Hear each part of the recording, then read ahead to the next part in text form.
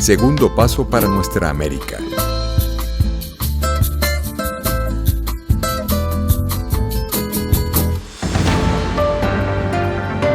Nuevo Orden, un programa para el debate sustantivo, sin dogmas ni hegemonías.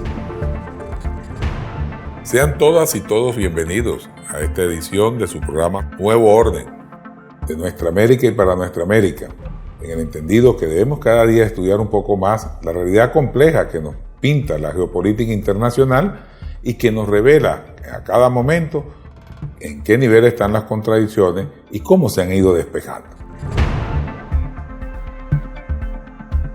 Una de las principales contradicciones que tenemos en este momento es la praxis diplomática. Por un lado, tenemos una praxis diplomática de Occidente que pudiéramos catalogar de mercenaria por cuanto no respeta fronteras ni goza de principios éticos y morales que le permitan convivir con el resto de la humanidad, versus una diplomacia de los pueblos que se asienta en la multipolaridad como el fenómeno político internacional más importante que sucede en el siglo XXI. Decíamos la vez anterior, hoy por hoy hay relaciones entre países totalmente distintos en cuanto a su conformación cultural, religiosa y hasta política. Poníamos como ejemplo resaltante las relaciones entre Irán y China, dos países, dos naciones que tienen comportamiento, no tienen ninguna razón por la cual está unida, ni por la vía cultural, ni por la vía idiomática, ni por la vía de la religión. Sin embargo, establecen relaciones de cordialidad y respeto, y en el marco de una negociación clara, abierta y hasta, digamos, plural, que admite este tipo de relacionamiento, termina favoreciendo tanto a la nación islámica como a la nación china. También vemos en el panorama internacional que la diplomacia que Chávez llamaba diplomacia de los pueblos termina siendo el factor estratégico más importante que los países, que las naciones y que sus gobiernos pueden asumir, porque en la medida que los hombres y las mujeres respetemos la autonomía, la autodeterminación, mejor dicho, en esa medida cada pueblo podrá exhibir ante el mundo su cultura, sus alcances, sus valores culturales, pero principalmente sus potencialidades, grandes, pequeñas, medianas, no importando la dimensión de esta.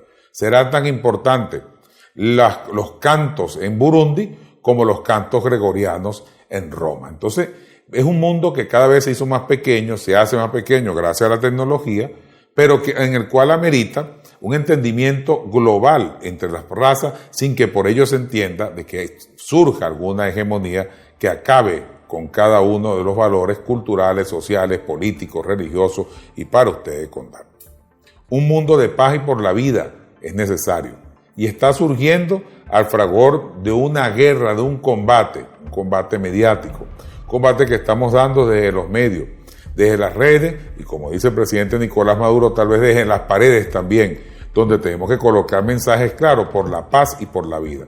Pero no es un acto de comeflores, no se trata de quedarnos inmóviles ante la realidad para garantizar la paz y la vida. No, se trata de hacer praxis de la paz y la praxis de la paz pasa por grandes sacrificios.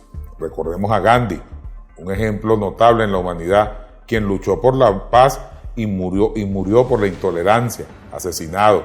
O recordemos para los occidentales a Jesucristo, quien también luchó por la paz y murió por las incomprensiones de su época. Pero más recientemente podemos citar cientos, millones de ejemplos de gente que ha muerto en nombre de la paz y por la paz. La diferencia está que ahora es un problema de la sobrevivencia de la especie humana. La paz en el planeta es obligatoria para garantizar la supervivencia de la especie humana tal y cual como la conocemos.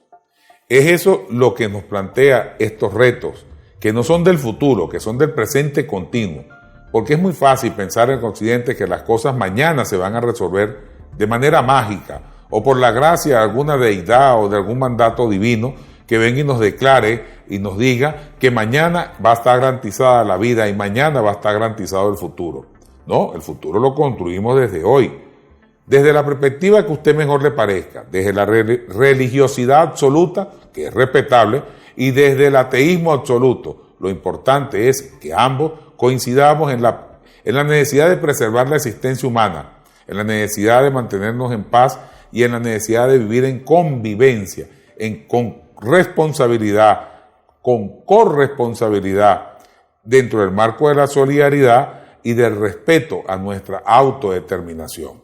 Cada pueblo internamente tiene la obligación de no hegemonizar ni a minorías, ni por mayorías, ni por minorías. Es la hora de entendimiento para poder garantizar que las naciones cumplan el deber, este deber, digamos, humano, que es mantenernos en paz y en tranquilidad. Sabemos que la guerra es un factor, como diría von Clausewitz, la guerra es la política por otros medios, y que pareciera ser que es inherente al hombre las acciones de guerra. No nos sentimos contentos con ninguna guerra, aunque éstas sean una lucha en contra del fascismo, en contra del neonazismo, en contra de la dominación imperial de Occidente, y quienes estén defendiéndose se defiendan a favor de los pueblos. No, toda guerra es condenable. Sin embargo, hay que decir que en los últimos acontecimientos, Ucrania, el más reciente, sigue manifestándose a nivel de la mediática internacional un relato que no corresponde del todo a la realidad. Decir que Rusia invade a Ucrania por gusto es negar que Ucrania es la plataforma de Occidente contra Rusia. Y es allí el gran debate. Ahora, ¿quién tiene la razón? En una guerra, la muerte siempre tendrá la razón, y los muertos son muertos, sean del bando que sea. Así que el ejercicio de una diplomacia por la paz y por la vida pasa por negarle la vigencia a una diplomacia de la guerra, una diplomacia mercenaria, ejercida por aquellos que van a los foros internacionales, me refiero a Occidente, Estados Unidos, Europa y el Reino Unido, van a los foros internacionales a obligar, a chantajear, a domesticar, a intentar gobernar y mover la voluntad de algunos gobiernos que infelizmente se colocan de un lado, del lado del enemigo de los pueblos, para favorecerse circunstancialmente, cuando no para pagarle los favores ya recibidos por esto. Es así como gobiernos, porque no son los pueblos los que están en la ONU, los que están en los organismos multilaterales, son gobiernos de turno que participan allí en nombre de sus estados, de sus pueblos, tal vez por voluntad de las mayorías, en algunos casos, en otros casos, por maniobras que hacen las burguesías respectivas de estos países para tomar el poder por asalto. Es así como conformamos un mundo que va demandando cada día un nuevo orden, una nueva visión. Vamos al corte y ya regresamos.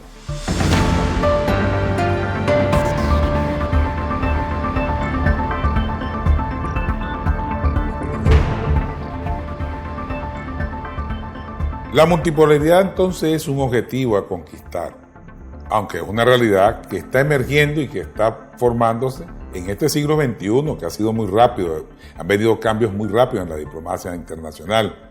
El relacionamiento entre los pueblos nos ha dado nuevas fórmulas, nuevos modelos, nuevas maneras de comunicarnos.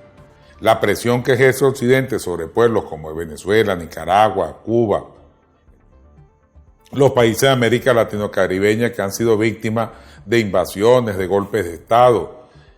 Esto que nos reporta Europa como un gran triunfo, haber provocado una guerra infeliz a Rusia para detener el avance de Rusia frente a una China que se resiste a invadir pueblos y todo lo contrario, está llevando alimentos, vestidos y proponiendo la paz y el entendimiento en el planeta.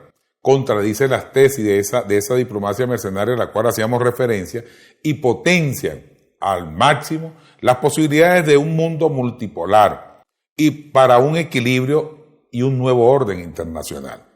Cuando decimos el nuevo orden internacional, estamos hablando entonces del modelo de Naciones Unidas que ya está agotado, ha perdido su vigencia, porque cuando usted ve al Consejo de Seguridad de Naciones Unidas, usted va a observar ahí que los triunfadores de la Segunda Guerra Mundial son los amos y señores de la voluntad del resto de los países. Es por ello que a veces extraña observar cómo 190 naciones votan a favor del levantamiento del bloqueo contra Cuba, y bástase que los Estados Unidos estén en contra, o simplemente no pase al Consejo de Seguridad o pase al Consejo de Seguridad dicha resolución, y en ese Consejo de Seguridad maten la resolución de 192 países del mundo, gobiernos, estados y países que van a votar en contra del bloqueo. Así que hay que pensar ahora en un nuevo orden internacional donde los países tengan más libertades colectivas y menos opresiones coercitivas, como las que están sufriendo hasta en la actualidad. Un mundo en perfecto equilibrio, sí, un mundo donde las 9.000 y tantas, las 10.000 y tantas religiones y dioses registrados en la UNESCO tengan tanta valía como puede tener cualquier religión occidental. Un mundo donde el chantaje ideológico, manipulado y malintencionado de los que siguen apostando a la guerra como un gran negocio, pueda ser acallado por la fuerza de las mayorías, que estamos convencidos que la próxima guerra, después de la próxima guerra, la especie humana ni siquiera tal vez exista en el planeta. Sí estamos asustados. Quienes preguntan, es que ese análisis me llena de miedo y terror. Es que le tenemos que tener pánico a cualquier guerra mundial, porque una guerra mundial puede ser la última guerra que se vive en el planeta Tierra, y no estamos exagerando para nada. Naciones que tienen poder de fuego y tienen en sus manos poder nuclear y pueden acabar con el mundo entero en menos de lo que usted pudiera pensar la palabra paz para ponerla en ejercicio. Hemos dedicado esta parte del programa a la paz y por la vida, porque está en riesgo la estabilidad del sistema mundo. Las acciones sobre Rusia desde Ucrania, o sea, la acción militar que emprendió la OTAN sobre territorio ucraniano contra Rusia, hoy pone en riesgo la seguridad alimentaria de Europa y de América Latina. 30% del maíz amarillo que se produce en el planeta lo produce Rusia. 35-40% del trigo que se produce en el mundo lo produce Rusia. Eso para no hablar de algunos derivados y algunas exquisiteces y otras que no son tan exquisiteces pero que son muy necesarias para la vida. La energía, una de ellas. El haber interrumpido el paso de gas, de petróleo y de otros derivados de Rusia a Europa causa temor y pánico en los pobres que habitan en Europa, por los que habitan en el norte. Ahorita estamos en primavera, pasamos el verano, pero cuando llegue el otoño, un otoño de -5 grados, o cuando venga la factura eléctrica y tenga que pagar más por la electricidad que por el apartamento donde vive, usted va a ver quienes van a sufrir las consecuencias de estas son los de siempre, los menos favorecidos por ese sistema perverso donde los hombres haciendo más trabajo que los dueños de las empresas terminan ganando menos. Y eso lo vemos con cierta normalidad, como una gran normalidad, y nos dicen todos los días por los medios de prensa de que es normal, de que hayan poderosos que pisoteen a los menos favorecidos y en nombre de esa libertad que proclaman y en contra de unos fantasmas que se crean en los medios de comunicación. Ya Rusia no es comunista, se le cayó el cuento. Rusia es un país tan capitalista como los Estados Unidos, con una economía de mercado tan igual como la de los Estados Unidos. Sin embargo, se ha querido reeditar nuevamente el macartismo, aquellas tesis de izquierda y derecha, para explicar el fenómeno de Estados Unidos, la Unión Europea y el Reino Unido contra el gigante euroasiático. Así que el equilibrio y el nuevo orden es un clamor de la humanidad, por la humanidad y en favor de la humanidad.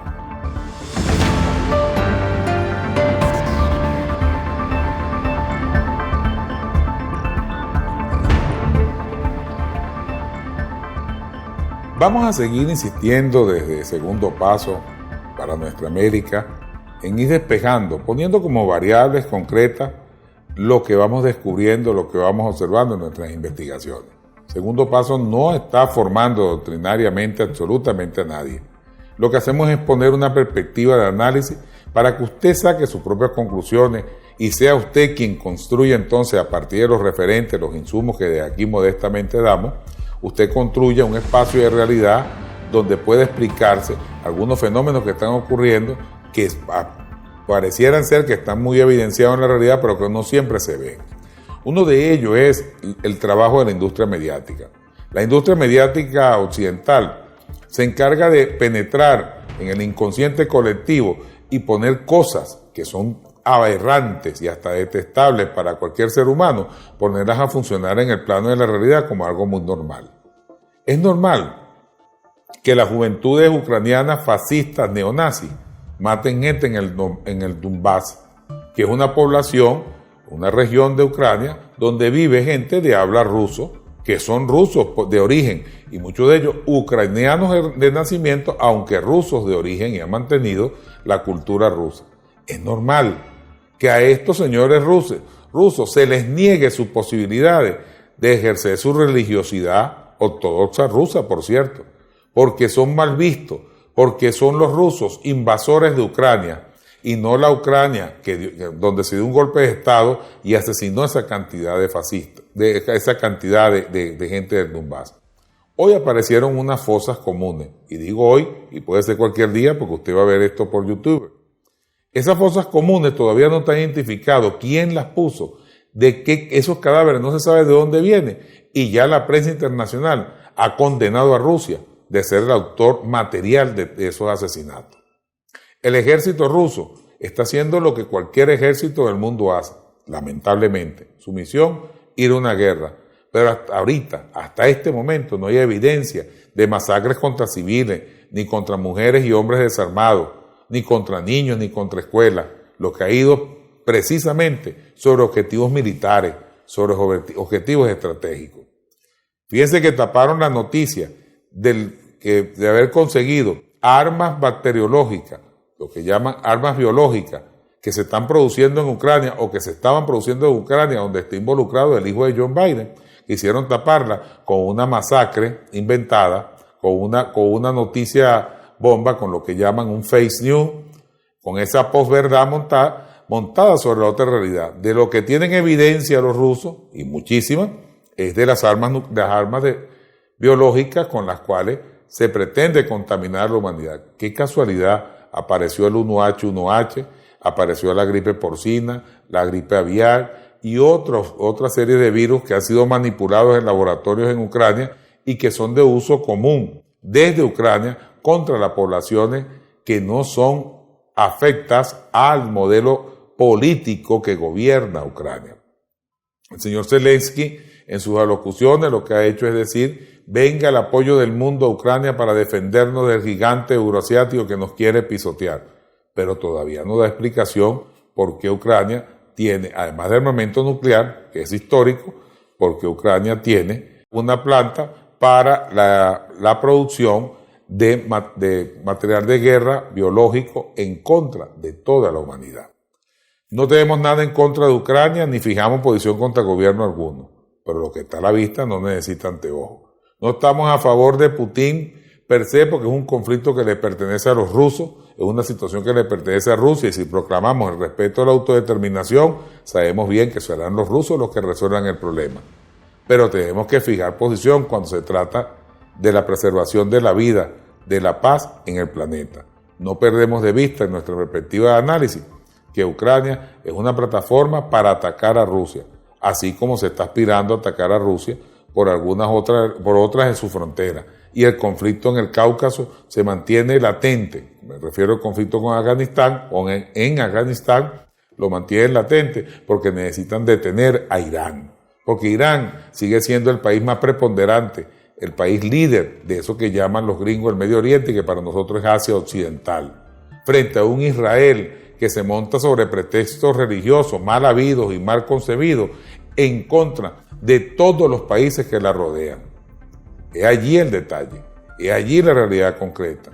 Vean cómo se utiliza el discurso religioso para tapar asesinatos y exterminios contra la población palestina.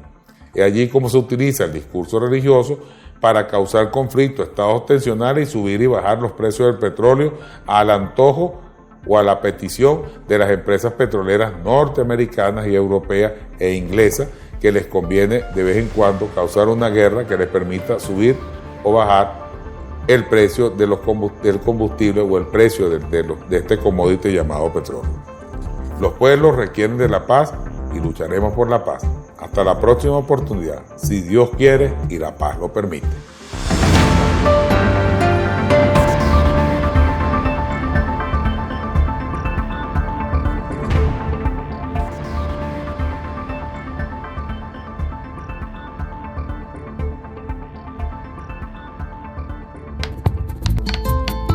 Segundo paso para nuestra América.